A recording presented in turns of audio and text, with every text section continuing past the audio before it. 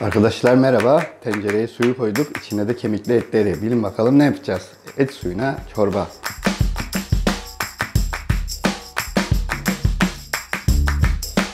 Köfteci Yusuf'ta gördük. Tadını çok beğendik. Aynısından yapmaya çalışacağız. Uzun bir süredir ara vermiştim yemek tariflerine. Pek izlenmiyor ama olsun. Ben yapayım. Belki birinin işini görür. Başlıyoruz. İlk işlemimiz çok basit. Eti boyunu geçecek kadar suyla tencereye koyduk ve kaynamaya bıraktık. Uzunca bir süre kaynayacak. Et didiklenebilir hale geldiği zaman eti didikleyeceğiz. Kemikleri atacağız. Belki Şiva'ya veririz. Şiva kim mi? Onu da göstereyim size. Kemikleri de Şiva uğraşır durur. Kapatalım. Çabuk kaynasın. Bu da Şiva'mız. Beni görünce deliriyor ama kemik görünce daha çok deliriyor. Etleri didikledikten sonra kemikler Şiva'nın ellerinden öpecek ya da Şiva onları öpecek. Şiva kız kalk kız kahve yap. Şiva kahve yaptı dersem inanır mısınız? İnanmazsınız. Ben de inanmadım çünkü Şiva yapmadı. Bu arada yandaki tencerede yaprak sarma var. Tam 2 saat normal ateşte kemikli etimiz haşlandı. Şimdi suyunu süzüp etlerini kemikten ayıracağız, dideceğiz, didikleyeceğiz. Biraz flu çekti et suyumuz. Gördüğünüz gibi bunu süzeceğiz. Sema Hanım'la birlikte terbiyeli et suyu çorbamızı hazırlıyoruz. Buna terbiye yapacağız şimdi. Bu arada kettle'da uzaya çıkacak. Etimizi aldık. İçinden suyu azaldığı için biraz su eklemiştik. Ben göstermek için biraz daha ekliyorum. Böyle işte çorba olacak kadar su ekliyoruz. Sonra terbiyemize geçeceğiz. Terbiyeyi de Sema Hanım tarif edecek bana. Ben de yapacağım. Bir kaşık mı? Bir kaşık un koyacakmışız. Ağzı var dili yok garibimin ya. Bu arada Şiva Hanım da kısmetini bekliyor. Sonra yoğurt mu? Bir kaşık da yoğurt. Evet bana böyle yapıyor. Böyle iki oldu. 1 kaymaksız yoğurt. 2 dolu dolu koydum. İlk defa terbiye yapıyorum. Terbiyeli olan 1 yumurta sarısı. Akını ayırmıştı Sema Hanım. Şöyle çırpıyorum böyle. Anlık gelişti bu. Planlı bir yemek tarifi değil. Daha doğrusu çorba tarifi. Pütürlük kalmayana kadar çırpacağız. Tabii ben mikser olmadığım için ortalıkta karıştıramıyorum. Bunu da karıştırmıyorum. Bu da minnacık. Tamam yeter bu. Şimdi buradan buraya geçiyoruz. Ne yapacağız? Bunu didikleyeceğiz. Didiklediklerimizi ne yapacağız? Şiva'ya ayıracağız. Bu kemikler Şiva'nın. Seni seven kalbim sana deli oluyor anlasana. Azıcık ona et kalsın değil mi üstünde? Yani sırf kemik olmasın. Bunları didikleyeceğiz. Öyle minnak minnak yapacağız. Kaşığımızda güzel lezzet olacak bunlar. İyi sıcak bir de. Bunlar sinir ve yağ. Çorbada olmaz. Zaten sinir hiçbir şeyde olmaz da. Biz tabii kayıttan çıkınca aklımıza terbiyeye limon eklemediğimiz geldi. Burada yarım limonun suyu var. Onu da ekleyip karıştıracağım.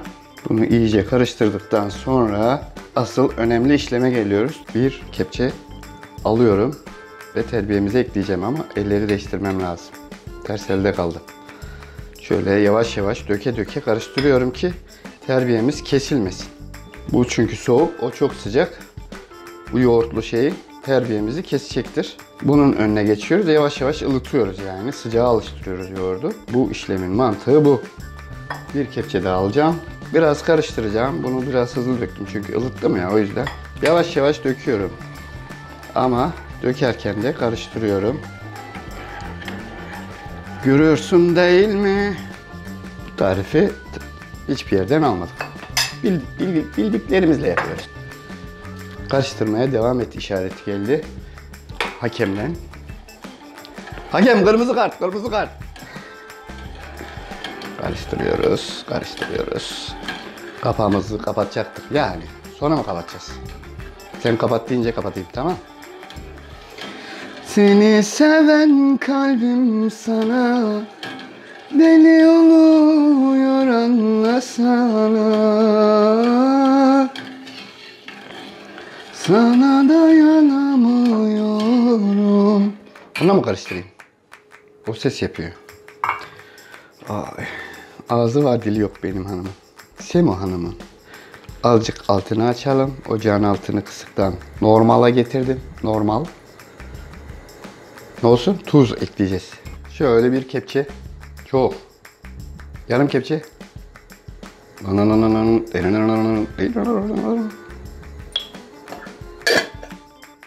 Tuzumuz da tamam. Pul biber. Yok, biraz karıştır. Başka baharat yok. Yanlış. Tamam, bundan yapmıyoruz. Arkadaş. Bu arada hızlı karıştırmam gerekiyormuş. Kaynayana kadar karıştırmam gerekiyormuş. Biraz da böyle karıştıralım. Hala eti atmadık. Et bekliyor. Bunlar da Şiva'nın hakkı. Bir ay yeter artık ona. Gerçi o bir günde de bitirir onu. Verirsek bir günde de bitirir. Tamam, yeter. Oh. İşaret geldi efendim. Hakem ilk yarıyı bitirdi. Maç 0-0 devam ediyor. 3 dakika böyle kaynayacak. Sonra açacağız. Eti ekleyeceğiz. Zaten bir avuç var, yok. Bana yetmez normalde de. Normal diyebiliyorum arkadaşlar. Görüşeceğiz. Yaklaşık 6-7 dakika karıştırdım. Kaynayana kadar karıştırmam gerekiyormuş. Karıştırdım. Karıştırırken kaynayınca kapağını kapattım. 3 dakikalık bekleme süresi şimdi başladı. Şimdi bunu ekliyoruz. Şöyle göstereyim. Elimi de kullanıyorum, evet. Çünkü zaten elimle didikledim. Bu sefer etle çorbamızın özleşmesi için bir 5 dakikada böyle kaynatacağız ama bir çorba kaşığı kadar tereyağımız var. Naneyi ne kadar koyacağız? Bir ne? Çay, çorba. Bu kadar koyacağım. Tereyağımız erisin. Eri tereyağı. Sarı bezimiz de yok artık. Tereyağı erisine tereyağı. Oo, bak. Etleri nasıl böyle. Gel etleri gör bak. Görüyor musun? Oh. Şimdi bunun üstüne tereyağı, nane yakacağız. Pul biber de koyalım mı? Nane. Olmaz mı? Sanki pul biber daha güzel olur. Altını kısalım. Altını da kıstık bu işaretle. Seni seven kalbim sana. Tereyağımız eridi. Tatlı kaşığını nereye koyduk? Burada. Tepeleme. Tepeleme mi? Bir tepeleme. Tepeleme olmadı bu. Nane. Azıcık daha koyayım. Bu da benden olsun. Hemen karıştıralım. Hemen. Hop. Bunu kapatalım. Bunu da altını kısalım. Bunu da yerine koyalım. Karıştıralım. Kapatayım mı? Yeter mi? Bitti. Tamam, bu kadarmış. Nane yakmak bu kadarmış arkadaşlar. Şimdi her şeyimiz hazır. Nanemizi de yaktık. Bu da artık yeteri kadar kaynadı. Özdeşleşti etimizde. Şunu kenara alıyorum. Ay, elim yandı. Şimdi kepçemizi aldık. Güzel çorbamızdan dolduruyoruz. Efendim. Bakalım, etinden seçiyorum. Etinden, sütünden, yoğurdundan bunu insan yiyecek kadar dolduruyorum. Tamam. Bu insani boyutlarda oldu. Şöyle bir kaşık tereyağlı naneyi aldım. Hazır. Cos yapmadı. İsterseniz sarımsaklı sirkeli sosla da işkembe çorbasında olduğu gibi lezzetlendirebilirsiniz. Ayrıca bunu daha doyurucu yapmak isterseniz arpa şehriye veya tel şehriye de ekleyebilirsiniz. Kaynama aşamasında zaten şehriye 2-3 dakikada pişecek bir şey. O da ayrıca bir doyuruculuk ve lezzet katacaktır. Bu dinlenince daha güzel olacak ama ben dayanamayacağım. Lezzete dalıyorum. Görüşmek üzere. Hoşça kalın. Bitti.